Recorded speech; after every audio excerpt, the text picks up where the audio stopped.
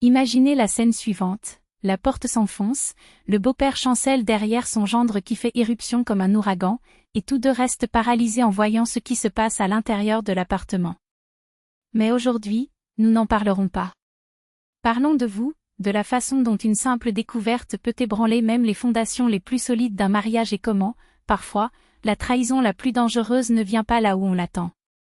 Ina ajusta ses cheveux avec un geste qui se voulait décontracté, mais ses doigts tremblaient. Son mari, Edic, fronça encore plus les sourcils, comme s'il sentait l'approche de la tempête.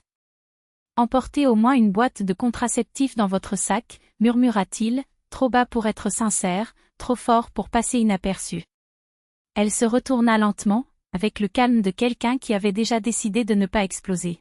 « Pas encore. Ne juge pas les autres selon ta propre mesure, chérie. Ce n'est pas parce que tu es malade que je suis le même. » Le rougissement qui envahit son visage confirmait que la flèche avait atteint sa cible. Ina partit, emportant son sac avec elle et la certitude que ce serait une leçon qu'il n'oublierait pas. C'est du moins ce qu'elle espérait. Tout a commencé par un rangement de routine.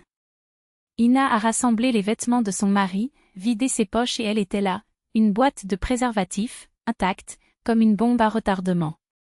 Le choc fut physique, une douleur qui lui monta à la gorge et menaça de l'étouffer. Mais elle déglutit difficilement, mit le test dans sa poche, et quand il arriva, il demanda avec une froideur qui la surprit, « Qu'est-ce que c'est, Edic ?» L'homme pâlit. Il jura que ce n'était pas le sien, qu'il devait appartenir à une amie, qu'elle se trompait. Mais ce pantalon? Elle les avait achetés elle-même, pour l'anniversaire de sa belle-mère, elle avait choisi le modèle, le tissu, la coupe. Il n'y avait aucune marge d'erreur. Elle aurait pu crier.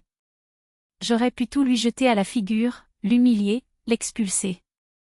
Mais Ina était trop intelligente pour ça. D'accord, dit-il avec un sourire qui n'atteignit pas ses yeux. Je vais faire comme si je n'avais rien vu. Que je te fais confiance comme toujours. Il s'agenouilla, lui baisa les mains, promit de ne plus jamais le faire, que c'était une erreur, qu'elle était la seule. Et pendant un moment, cela semblait même être le cas.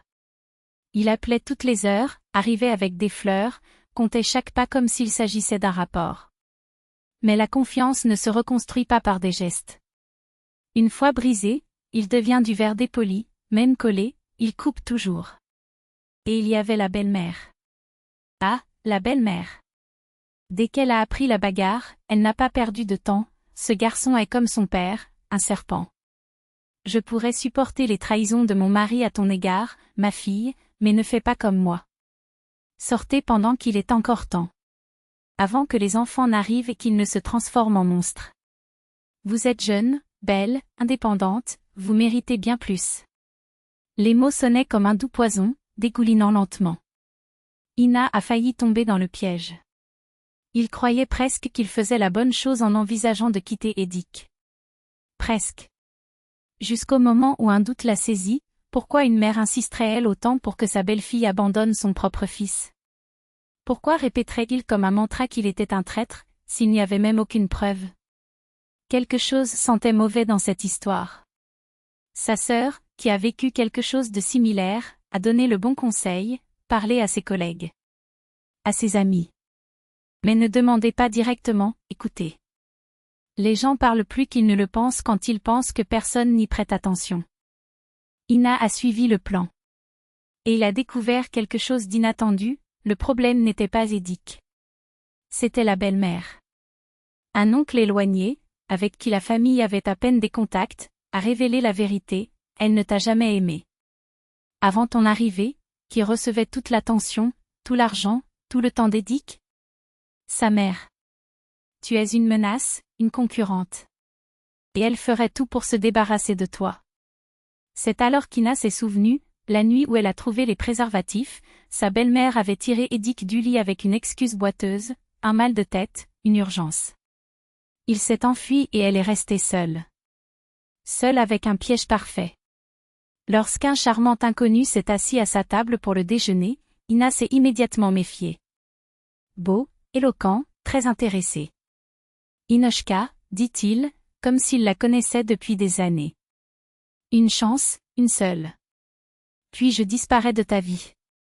Elle a accepté le jeu. Il a organisé un rendez-vous dans son appartement, alors qu'il savait qu'Edik ne serait pas là. Mais ce n'était pas un rendez-vous qu'il voulait, c'était un appât. Il a installé des caméras et s'est préparé à surprendre sa belle-mère dans sa propre toile. Mais le plan a mal tourné. Très faux. Quand on sonna à la porte, ce n'était pas l'étranger. Ce n'était pas la belle-mère. C'était une femme qu'elle n'avait jamais vue auparavant, qui arriva en frappant, en criant, comme une vengeresse furieuse. Ina eut à peine le temps de réagir. Et tandis qu'elle se défendait, la porte extérieure tremblait sous les coups d'Edik, qui, verrouillé par le système de sécurité, a perdu la tête. Le piège était le sien. Mais le chasseur était devenu la proie. Edik a cassé la serrure d'un violent coup de pied et a fait irruption dans l'appartement comme un ouragan.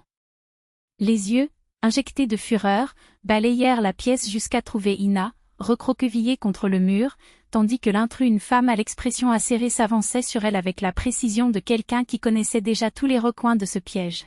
« Ina, je sais que tu n'es pas seule. » La voix de l'inconnu était glaciale et calculatrice. « Où est-il ? Dans le placard ? Sous le lit ?» Sa main se referma autour du bras d'Ina, ses doigts s'enfonçant comme des griffes. « Ta mère m'a payé pour te piéger, mais son plan a échoué. Et maintenant, chérie, tu vas me dire où tu as caché ton amant. » Dehors, la porte trembla sous les coups d'Edik, mais à l'intérieur de l'appartement, un lourd silence s'installa. C'est alors qu'il remarqua, les ongles égratignés sur le visage d'Ina, les yeux rouges, la respiration difficile. Quelque chose n'allait pas. Très faux. Que se passe-t-il ici ? Sa voix traversa l'air comme une lame. L'expression de la belle-mère changea en un instant, le sourire forcé disparut, remplacé par une ombre de panique. Elle ne s'attendait pas à ce que son fils arrive si tôt. Mais l'intrus n'a pas perdu le contrôle. D'un mouvement rapide, elle se tourna vers Edik, ses lèvres tordues en un sourire amer. Ah, le mari apparaît enfin. Son ton était impur dédain. Votre mère a engagé mon frère pour séduire votre femme, a tout enregistré et a prévu d'utiliser les images pour la détruire. Mais apparemment, la chasse s'est retournée contre le chasseur. Elle jeta une pile de billets par terre, l'argent se dispersant comme des feuilles mortes. Prends tes poubelles et sors de ma vie. Et toi, elle montra sa belle-mère, la voix tremblante d'une colère contenue, tu n'oses plus jamais remettre les pieds ici. Si vous le faites, ces enregistrements finiront sur Internet. Et croyez-moi, le monde saura quel genre de monstre vous êtes. Le silence qui suivit fut assourdissant. La belle-mère recula, trébuchant sur ses propres mots. Edik, fils, je voulais juste. Partez. Sa voix était un grognement. Maintenant. Elle obéit, se traînant jusqu'à la porte comme une ombre vaincue. Lorsque la porte se referma derrière elle, Ina s'effondra. Edik la tenait, ses doigts tremblants alors qu'il lui caressait les cheveux. « Je suis vraiment désolée, » murmura-t-elle, la voix brisée. « J'aurais dû te le dire avant. » Non. Il la serra plus fort, les yeux fixés sur les siens. « Vous n'avez rien à vous excuser. Je te connais. Je te fais confiance. » Un profond soupir s'échappa de ses lèvres. Mais ma mère, c'était au-delà de tout. Ina enfouit son visage dans sa poitrine, sentant son cœur battre contre le sien. Pour la première fois depuis des mois, le poids de la méfiance s'est levé. « Je t'aime », murmura-t-elle. Edik l'embrassa, un serment silencieux entre eux. Mais la bataille n'était pas encore terminée. Des mois s'écoulèrent avant que la belle-mère n'ose briser le silence. Un appel, une voix tremblante à l'autre bout du fil, qui tente de reconstruire ce qui a été détruit. Edik a répondu par politesse, par obligation, par rapport à tout ce qu'ils avaient déjà été. Mais sa voix était froide et distante. « Maman, écoute attentivement. » Chaque mot était un couteau. Vous avez franchi une ligne sans retour. Si tu essaies à nouveau de t'immiscer dans ma vie, si tu penses même à blesser Ina, tu perdras tout. L'argent, l'influence, et même mon respect. Et cette fois, ce ne sera pas une menace. Le silence au téléphone fut sa réponse. Lorsqu'il raccrocha, Edik regarda Ina, qui regardait tout avec les bras croisés. Elle n'a rien dit. Ce n'était pas nécessaire. La guerre était finie. Et pour la première fois, ils avaient gagné.